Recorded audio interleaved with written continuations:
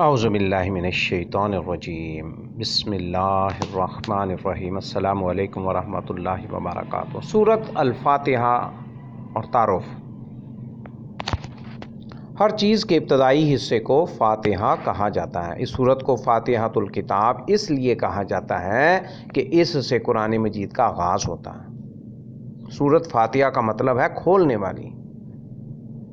کاتب سب سے پہلے اسی کو مصحف میں لکھتا ہے اور قرآن مجید کی تلاوت کرنے والا سب سے پہلے اسی کی تلاوت کرتا ہے، اگرچہ اس کا قرآن نزول اس سے پہلے نہیں ہوا۔ اسے ام الکتاب بھی کہا جاتا ہے۔ سورۃ فاتحہ کو ام الکتاب بھی کہا جاتا ہے۔ اسی طرح اسے السبع المثانی، سورۃ الحمد، سورۃ الصلاۃ اور سورۃ الرقیہ بھی کہنا صحیح ہے۔ اس سورت کی فضیلت میں بہت سی احادیث مروی ہیں۔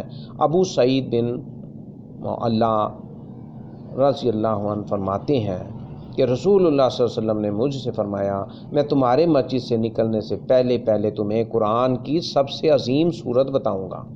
آپ نے میرا ہاتھ پکڑا۔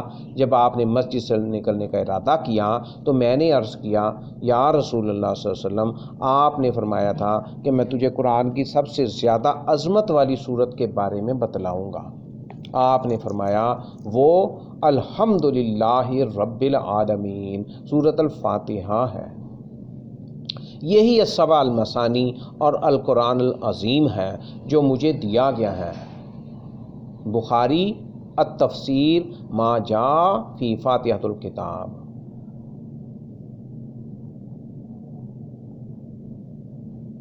چار ہزار 474 حدیث نمبر۔ حضرت عبداللہ بن عباس رضی اللہ تعالیٰ عنہ فرماتے ہیں، ایک دن رسول اللہ صلی اللہ علیہ وسلم کے پاس جبرائیل علیہ السلام تشریف فرما تھے۔ انہوں نے اپنے اوپر ایک زوردار آواز سنی۔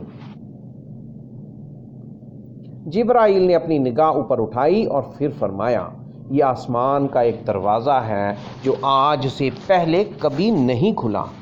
اس میں سے ایک فرشتہ اتر کر نبی اکرم صلی اللہ علیہ وسلم کے پاس حاضر ہوا اور کہنے لگا، آپ کو دو نوروں کی خوشخبری ہو جو آپ ہی کو دیے جا رہے ہیں اور آپ سے پہلے کسی نبی کو نہیں دیے گئے۔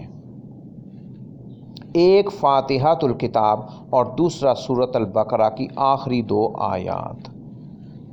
آپ صلی اللہ علیہ وسلم نے ان دونوں میں سے کوئی کلمہ تلاوت کریں گے تو آپ کو طلب کردہ چیز ضرور عطا کی جائے گی۔ آپ ان دونوں میں سے کوئی کلمہ تلاوت کریں گے تو آپ کو طلب کردہ چیز ضرور عطا کی جائے گی۔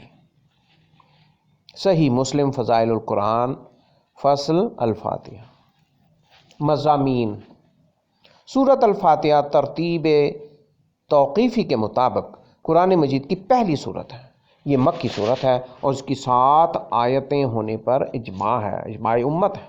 اس کی دلیل اللہ تعالیٰ کا یہ فرمان بھی ہے، وَلَقَدْ آتَيْنَاكَ سَبْعًا مِّنَ الْمَثَانِي وَالْقُرْآنِ الْعَظِيمِ سورۃ الحجر 15ویں سورت ہے اور 87 نمبر آیت۔ یقیناً ہم نے آپ کو 7 آیتیں اور عظیم قرآن دے رکھا ہے۔ اس کو فاتحہ کا نام دینے کی وجہ یہ ہے کہ اس سے قرآن مجید کا افتتاح یعنی آغاز ہوتا ہے۔ سورۃ فاتحہ چھوٹی اور مختصر ہونے کے باوجود قرآن پاک کی تمام مضامین پر محیط ہے۔ قرآن پاک کے تمام مضامین پر محیط ہے یہ سورت۔ یہ مختصراً قرآن کے اساسی مقاصد پر مشتمل ہے۔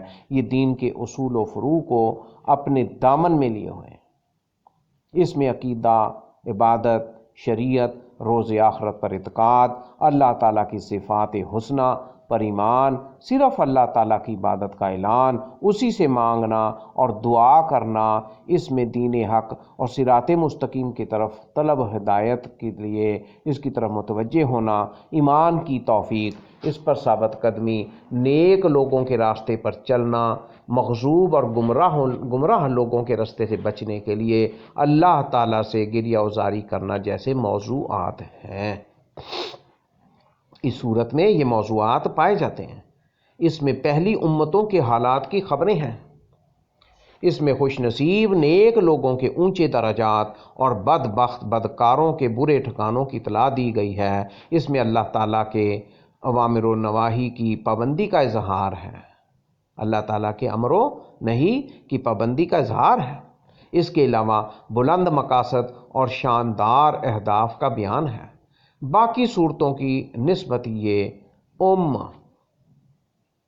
بنیاد کی حیثیت رکھتی ہے، یہ صورت دیگر صورتوں کی نسبت بنیاد کی سی حیثیت رکھتی ہے۔ اس کو ام الکتاب کہا جاتا ہے کیونکہ اس میں سب مقاصد قرآن جمع ہو گئے ہیں۔ ایک روایت میں ہے کہ ابی بن کعب رضی اللہ تعالی عنہ نے نبی صلی اللہ علیہ وسلم کو ام القرآن سنائی تو رسول اللہ صلی اللہ علیہ وسلم نے فرمایا والذی نفسی بیدہ ما انزل فی التوراۃ ولا فی الانجیل ولا فی الزبور ولا فی الفرقان مثلہا ہی السبع المثانی والقرآن العظیم الذی اوتیتہ۔ مسند احمد دوسری جلد میں 413 نمبر حدیث ہے۔ اسی طرح ترمذی شریف میں 2875 نمبر حدیث شریف ہے۔ کیا ترجمہ اس کا؟ اس ذات کی قسم جس کے ہاتھ میں میری جان ہے، تورات، انجیل، زبور اور قرآن میں اس جیسی کوئی بھی صورت نازل نہیں کی گئی۔ یہ سبع المثانی اور عظیم قرآن ہے جو مجھے دیا گیا ہے۔ والذی نفسی بیدہ ما انزل فی التوراۃ ولا فی الانجیل ولا فی الزبور ولا فی الفرقان مثلہا ہی السبع المثانی والقرآن العظیم الذی اوتیتہ۔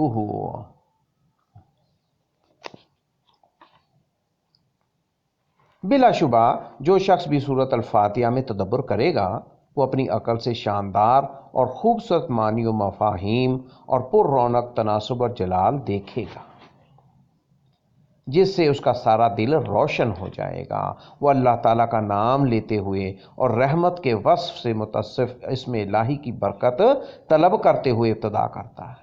اللہ تعالیٰ کی رحمت کے آثار ہر چیز میں ابھر کر عیاں ہوتے ہیں۔ جب اس کا شعور اس کے دل میں قرار پاتا ہے تو اس کی زبان پر معبود حقیقی کی حمد و ثنا الرحمن الرحیم کے الفاظ سے جاری ہوتی ہے۔ یہ حمد اللہ تعالیٰ کی عظیم نعمتوں، فضل و کرم اور تمام جہانوں کی پرورش میں ظاہر ہونے والی اس کی خوبصورت نعمتوں کو یاد دلاتی ہے۔ اس بحر بے کنار میں اس کی نگاہ گھوم جاتی ہے تو اسے پھر اس کی یاد دہانی ہوتی ہے کہ یہ اللہ تعالیٰ نے بکثرت نعمتیں اور عظیم الشان پرورش نہ تو کسی کے محبت میں مغلوب ہو کر اور لالچ میں کی ہے اور نہ کسی سے ڈر کر ہی، بلکہ اس نے اپنے فضل اور رحمت سے یہ نعمتیں عطا کی ہیں۔ تو بندہ پھر یہ پکار اٹھتا ہے الرحمن الرحیم۔ اس عظیم معبود کا کمال ہے کہ اس نے الرحمن کے بیان کے ساتھ ساتھ اپنے عدل و انصاف اور حساب و کتاب کی بھی یاد دلائی ہے۔ اللہ تعالیٰ اپنی بکثرت رحمت اور مسلسل رحمت کے ساتھ ساتھ اپنے بندوں کو جزا و سزا بھی دے گا۔ وہ روز آخرت اپنی مخلوق کا محاسبہ کرے گا۔ سورۃ الانفطار 82 نمبر سورت ہے، 19 نمبر آیت میں کیا فرمایا؟ یوم لا تملک نفس لنفس شیئا والامر یومئذ للہ۔ جس دن کسی کا کسی پر کچھ بھی اختیار نہ ہوگا، حکم اس دن اللہ کا ہوگا۔ جس دن کسی کا کسی پر کچھ بھی اختیار نہ ہوگا، حکم اس دن اللہ کا ہوگا۔ اللہ تعالیٰ کی طرف سے مخلوق کی تربیت، رحمت کی ترغیب اور عدل و حساب کی ترغیب پر قائم ہے۔ وہ مالک یوم الدین ہے۔ جب معاملہ یوں ہے تو بندہ طلب خیر کا مکلف اور اسباب نجات کا متلاشی بن جاتا ہے۔ وہ کسی ایسی ہستی کا محتاج ہوتا ہے جو اسے سیدھی راہ دکھائے، ہدایت نصیب فرمائے۔ اس کے خالق و مولا سے بڑھ کر ایسا کوئی نہیں۔ اسے اس کی طرف رجوع کرنا چاہیے، اسی پر بھروسہ کرنا چاہیے۔ اس سلسلے میں اسے چاہیے کہ وہ اللہ تعالیٰ سے ایاک نعبد و ایاک نستعین کہہ کر مخاطب ہو، اللہ تعالیٰ سے صراط مستقیم کا سوالی ہو، وہ راستہ کہ جس پر چلنے والوں پر معرفت حق اور اس کی پیروی کرنے کی وجہ سے اللہ تعالیٰ نے انعام کیا، جو کہ اللہ تعالیٰ کی نوازش کے بعد اس سے محروم ہو کر اور ہدایت پانے کے بعد اس سے منہ موڑ کر زیر غضب نہیں آئے، اور نہ وہ سرگزشتہ پھرنے والے اور متکبر ہیں جو راہ حق سے بہک جاتے ہیں یا وہ راہ حق کی طرف پہنچنا چاہتے ہیں مگر انہیں اس سے باخبر ہونے کی توفیق نہیں ملتی۔ تو اللہ تعالیٰ اس چیز کو بڑا واضح کر کے فرما رہے ہیں، نبی پاک صلی اللہ علیہ وسلم نے یہ واضح کر کے فرما دیا کہ بھئی یہ بہت عظمت والی صورت ہے۔ آپ نے بیان فرما دیا، الحمدللہ رب العالمین سورۃ الفاتحہ ہے، یہی السبع المثانی القرآن العظیم ہے جو مجھے دیا گیا ہے۔ اور فرشتے نے اتر کر کیا خوشخبری دی کہ آپ کو 2 نوروں کی خوشخبری، اور آپ سے پہلے جو کسی کو نہیں دیے گئے، ایک فاتحۃ الکتاب اور دوسرا سورۃ البقرہ کی آخری 2 آیات۔ آپ ان دونوں میں سے کوئی کلمہ تلاوت کریں گے تو آپ کو طلب کردہ چیز عطا کی جائے گی۔ یہ صحیح مسلم شریف میں فضائل قرآن میں فصل الفاتحہ، سورۃ فاتحہ کی فصل اس میں بیان کی گئی ہے۔ تو اللہ تعالیٰ یہ سورۃ فاتحہ کو ہمارے نصیب میں کر دے اور ہم اس کو سمجھیں اور اس پر عمل کریں اور اس کی تلاوت کریں جی۔ تو یہ نور ہے، نور سورۃ فاتحہ ایک نور ہے، تو اللہ تعالیٰ اس چیز کو ہمیں عطا فرما دے، ہمارے حق میں کر دے اور یہ ہماری گواہی دے دے، سورۃ فاتحہ ہماری گواہی دے دے رب کے سامنے جا کر کے۔ تو یہ سورۃ فاتحہ کا مختصر تعارف تھا جو بیان کیا گیا۔ اللہ تعالیٰ سے دعا ہے کہ سورۃ فاتحہ کو ہم نمازوں میں باقاعدگی سے پڑھیں، ہر نماز نفل ہو، فرض ہو، رکعت ہو، بیٹھ کے، اٹھ کے، کھڑے ہوں، تو یہ ہم قیام میں پڑھیں اور باقاعدہ پڑھیں، کیونکہ نبی پاک صلی اللہ علیہ وسلم کا فرمان ہے کہ سورۃ فاتحہ کے بغیر نماز نہیں ہوتی، ناقص رہتی ہے۔ تو اس لیے اس بات کو ہم سمجھ لیں، یہ نور ہے، سورۃ فاتحہ نور ہے۔ اللہ تعالیٰ سمجھ کی توفیق عطا فرمائے۔ وآخر دعوانا الحمدللہ رب العالمین، والسلام علیکم ورحمۃ اللہ وبرکاتہ۔